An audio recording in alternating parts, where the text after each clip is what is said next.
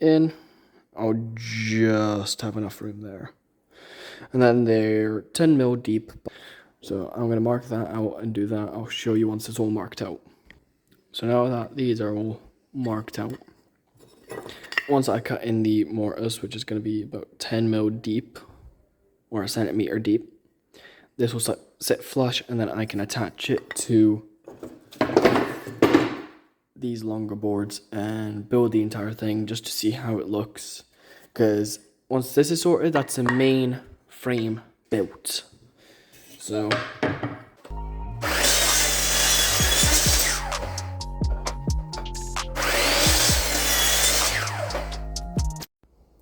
that's the main frame built. Obviously, still got the legs to put on, which would make it stand about right. I shouldn't have to trim out the legs. Is hopefully gonna flip up. I'm gonna try figure that one out as well. Whether I add a chain as a stopper or whether I find like a locking hinge. So when it's closed, it's closed.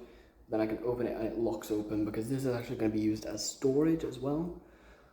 The entire table down to about maybe half a foot off the ground or something like that will just be storage.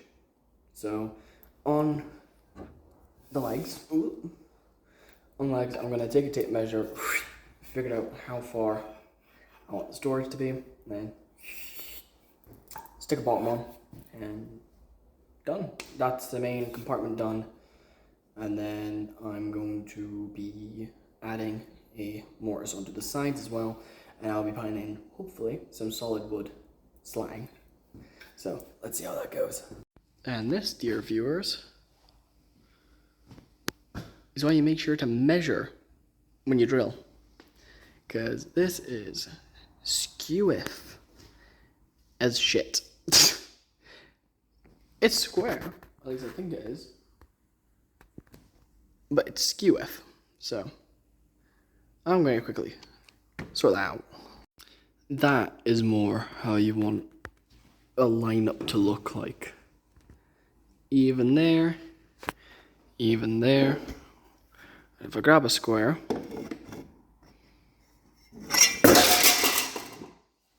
and don't do that, if I grab a square, let's in minimal light. Obviously, I'm not too bothered about it, letting in a little bit of light. It doesn't need to be. Okay, so it is the next day, as you can probably tell. I've decided to go for a old pine that had been sitting around and got pointed out to me, instead of the original idea of patterning it, because I ended up settling on the idea of trying to get my logo or profile picture, whatever you want to call it, into the design, into the top. So in fact, what I'm going to attempt to do, and I'm going to ask for help while doing this, is once I've sanded it down and decupped it and I've got an idea of what the roll would look like, I'm going to choose a veneer that will contrast it well, and then from that I am going to basically just put my logo in like a corner or dead center or something. But as I can't use the circular saw right now because currently there's some antler jewelry that's being formed, I'm going to attempt to be a dumbass and cut it on here. I've already measured it out. I've already got it to basically the right length. So, and it is the right width, I know that much.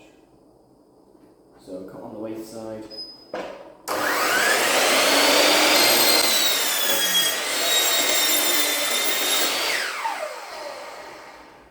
That worked a lot better than expected, considering I thought it was going to bog down. But you can kind of see I can't see through my safety specs, but you can kind of see the rings. Pretty cool. But this is the tabletop length. by the looks of it, someone tried putting a stain on one side, then tried getting an artist on the other. So what I'm going to do is I'm gonna ask for what would be better, you know, soak it and then weigh it down, or sand it straight away. Because if I have to sand it straight away, it has little vice pegs, so I can get it to roughly where I need it and be completely fine. Because I can literally open up the vise so that this rests here, put in the vice pegs, and then open up the vise, put vice pegs in there, close it up, and it will hold it in place, which is something I really like about this whole setup here. Because not only is it 4 separate workbenches, but you can have 4 different people, as well as you can use the little pegs here, which will be something that in the future, don't know whether I'll still be doing YouTube at that point, but in the future, if I ever get a workbench, I'm gonna have a part of the workbench that's like these. What I'm going to do is I'm going to grab a Stanley blade and I'm going to scrape away at some of this just to show the raw wood underneath. Underneath this paint or veneer or whatever it is, to make it kind of try to look like burl wood in real life anyway, that's what it looks like. It does look pretty nice underneath, so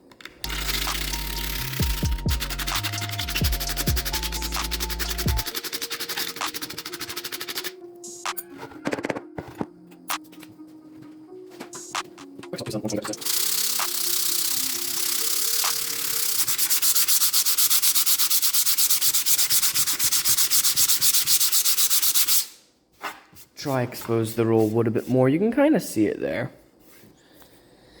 Obviously that is something that I'm going to have to sit down and probably do with an electric sander just to properly get all of it off, because that is